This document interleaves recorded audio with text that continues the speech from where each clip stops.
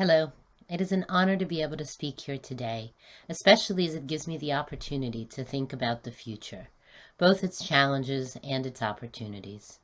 Nobody will be surprised if I say that the pandemic remains one of the major challenges for humanity and the Jewish world. But this is probably the only uncontroversial statement about the pandemic that I can make. About everything else, there is much disagreement between countries, communities, and even within families. And it is this polarization, only highlighted by the virus, which seems to me a more important topic to contemplate. Geopolitics, socioeconomics, and culture have always been controversial. Much of this controversy, I think, is healthy.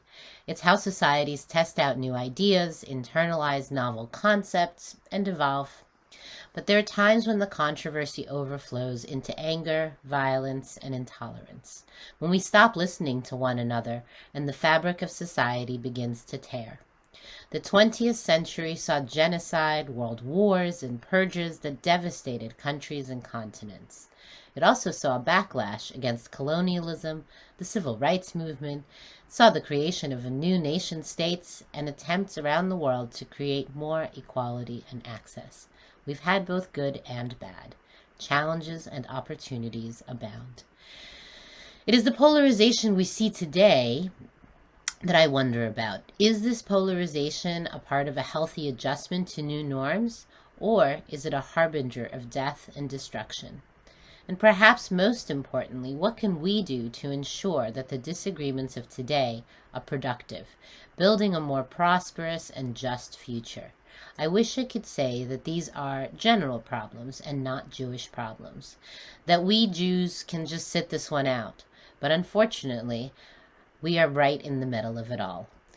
I see this as a major challenge for Jewish organizations all over the world to stay true to their commitments to support Israel and Jewish communities in their Jewish engagement, especially for the youth.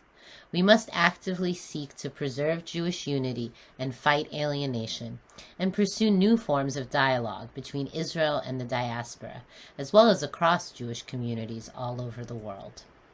The other challenge I want to highlight is one of missed moments. In our foundation's work to advance Jewish engagement and to create a more diverse and connected global Jewish community, we're especially focused on the needs of the new generation.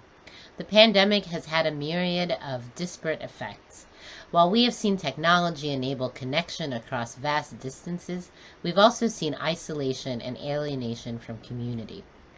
Bridging these gaps as the pandemic continues is high on the priority list of most organizations. But there is more than just the immediate effect. As pandemic restrictions drag on, young people miss their opportunities for Jewish engagement because they simply come of age. How can we make up for these shortfalls in seminal Jewish experiences? These are the questions that will define what our future Jewish community looks like. Some teens won't have had another chance to go to summer camp. Some students will never have their Taglit or Hillel experiences just because they've already stepped into the next period of their lives.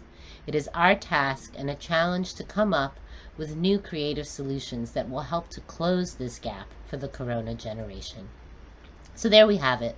The challenges of polarization between Jews around the world and of making up for the lost engagement opportunities of the pandemic, among other things, will undoubtedly keep us very busy in 2022 and beyond.